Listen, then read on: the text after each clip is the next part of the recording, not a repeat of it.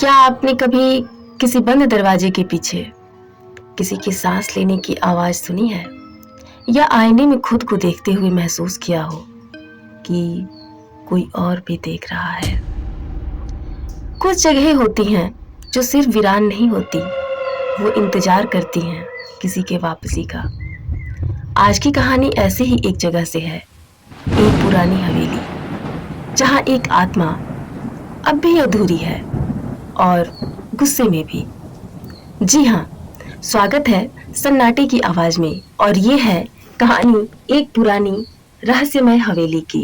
ये कहानी है उत्तर प्रदेश के एक छोटे से गांव रामपुर की। गांव के किनारे खड़ी एक पुरानी हवेली, टूटी हुई छतें, झूलती खिड़कियां और दीवारों पर जमा हुआ सन्नाटा। गांव वालों का कहना था उस हवेली में चंद्रवती का आत्मा है, जो अपनी मौत के बाद भी चैन से नहीं सो पाई। गांव में आज ही एक नया मास्टर आया था, अरुण। पढ़ा लिखा, निडर और तर्कवादी। उसने गांव वालों की बातों की हंसी उड़ाई। बोला, भूत वूत कुछ नहीं होता, मैं खुद उस हवेली में रुकूंगा। गांव के बुजुर्गों ने उसे मना किया, पर वो नहीं माना, और उसी रात 12 बजे वो टॉर्च, कैमरा और डायरी लेकर हवेली में दाखिल हुआ। हवेली के अंदर और भी डरावनी लकड़ी की सीढ़ियां चरमरा रही थीं। दीवारों पर मकड़ी के जाले और हवा में शीलन की बू। एक कमरे में उसे मिला एक पुराना आईना। अरुण ने जैसे ही उसने देखा, उसे अपने पीछे किसी की परछाई नजर आई। उसने फौरन पलट कर देखा, वहां कोई नहीं था। उसने खुद को समझाया, तू डरा नहीं है अरुण, बस ये तो वहम है। रात के ठीक 12:15 पर अचानक घुंघरुओं की आवाज गूंजने लगी और हवेली की दीवारें कांपने लगी। अरुण ने अपनी टॉर्च से उस जगह की ओर घुमाई जिधर से आवाज आ रही थी, और वहीं खड़ी थी एक औरत। सफेद साड़ी, उसके पैर खून से सने हुए थे, बाल बिखरे हुए और आंखें जल रही थी।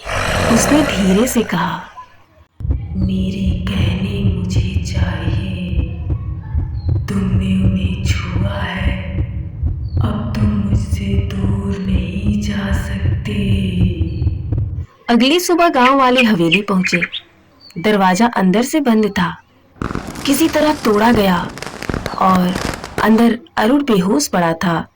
उसके हाथ में थी एक पुरानी अंगूठी, और उसके कैमरे में रिकॉर्ड था एक छोटा सा वीडियो, जिसमें वही औरत कैमरे के सामने आकर कहती है, अब तुम भी अधूरे रहोगे।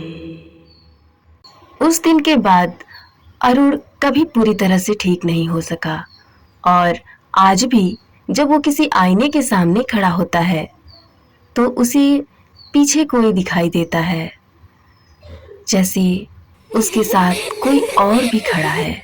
इसलिए कहते हैं, पुरानी हवेलियों के सन्नाटे कभी कभी बहुत कुछ बोलते हैं, लेकिन जो सुन ले वो कभी पहले जैसा नहीं होता। अगर आपको हमारी वीडियो पसंद आई है और आप ऐसे ही और सारी रहस्यमयी और डरावनी कहानियां सुनना चाहते हैं, तो हमें सब्सक्राइब करना ना भूलें। वीडियो को लाइक करें और दूर दूर तक शेयर करें। Thank you.